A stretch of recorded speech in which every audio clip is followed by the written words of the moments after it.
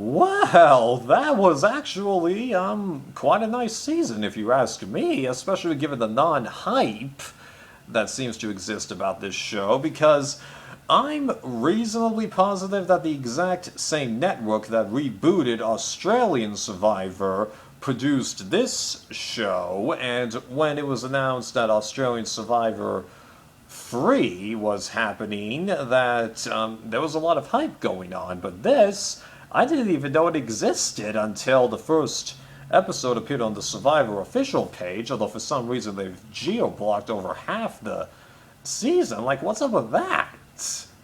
Like, what the heck? But fortunately, I was able to find all the episodes anyway, and I was really impressed with this, despite the fact that it had Redemption Island and no hidden immunity idols. Like, I got almost all the way to the merge before I realized, hey, wait a sec, there's no hidden immunity idols, what the heck? But then I realized, hey, this is a very interesting group of people, and they're doing a decent amount to mix up this game. I don't think we need that. And then once we got to the merge, yeah, we didn't need idols this season. This was really good. Like, I'm pretty sure this is,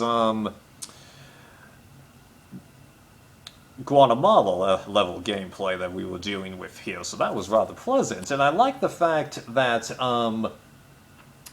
when they had Redemption Island here, it seemed to matter a little bit more, because the interesting dynamic where Matt allows people to discuss things with the people there, and the fact that not everyone saw every duel, it just seemed to matter more. So the twist was actually executed pretty well here.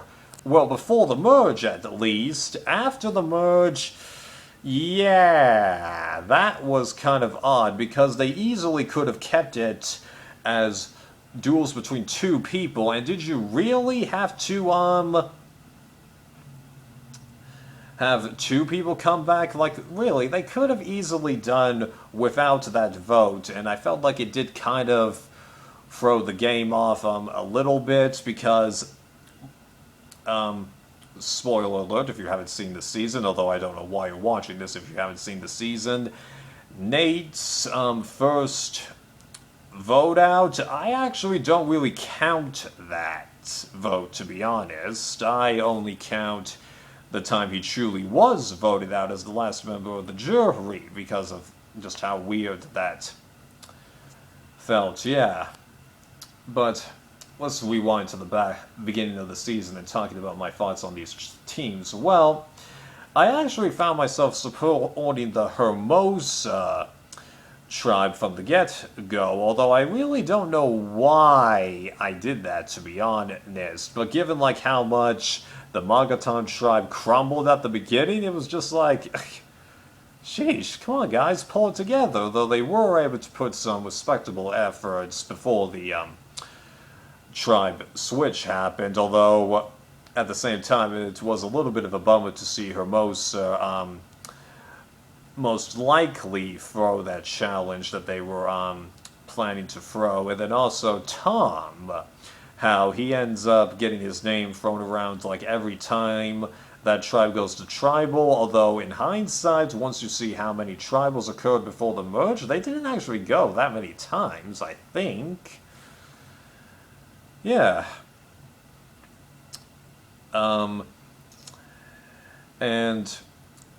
the dynamics of the vote-offs that were going on, some of them were quite surprising, like Tony. I didn't see him going on that quickly. And then,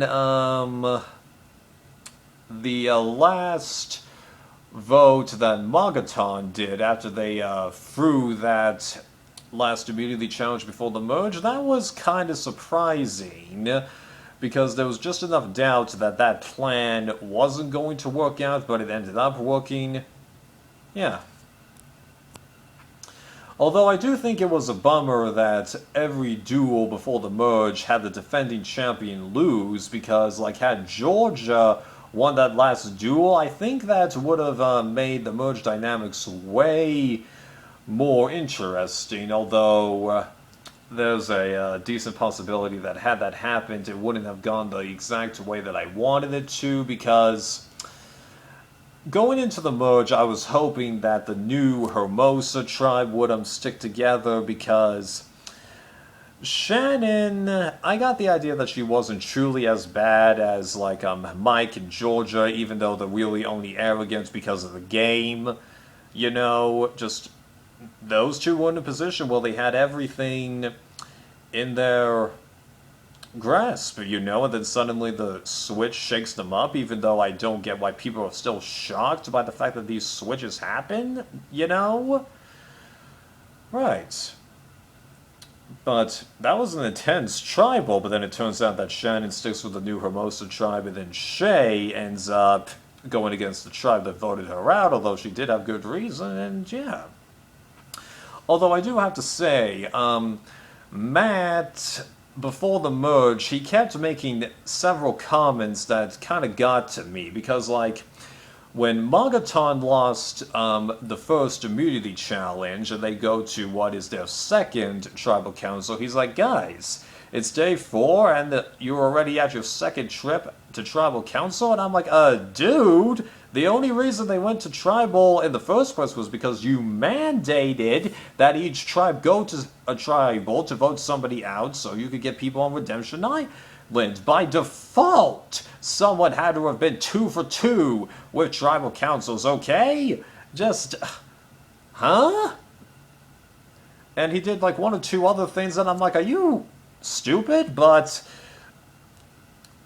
he didn't really do anything like that after the merge, which I was thankful, but you could definitely tell that he was kind of rusty in this, and there was just this hair of awkwardness that was being dealt with him. Like, it wasn't obvious on his face, it was just something odd, you know? And then, like, having the voting urn be, like, you know, a foot tall and narrow like that, did you have to do that? What's wrong with just an ordinary box, you know? They've done that in the American version, and it would have made it a lot more secure on that tiny little pedestal, right?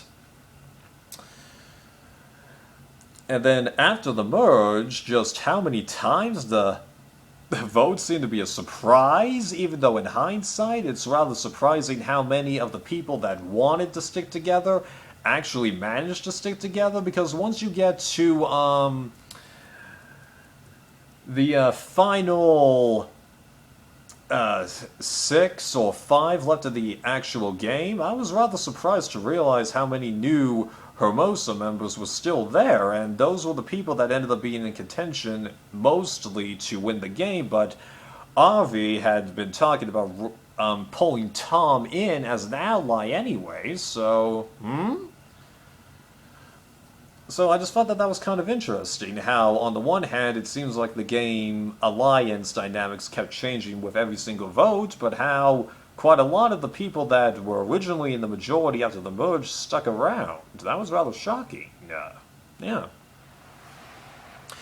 And then Tom just, man, dude, that guy is like the luckiest person I think that has ever occurred on the show. It's just crazy how many times his name was getting thrown around to be voted out before the merge and then after the merge, and then when he truly is in danger of going, how he just wins immunity after immunity after immunity, and like he won 5 immunities and almost won 2 more, and I was actually rather disappointed that he didn't get either one of those, because then he would have had the single season record as far as I know. So just, man. And even though a lot of people say that, you know, all you really did was win challenges, he actually did quite a lot of strategic making for somebody in that position, okay?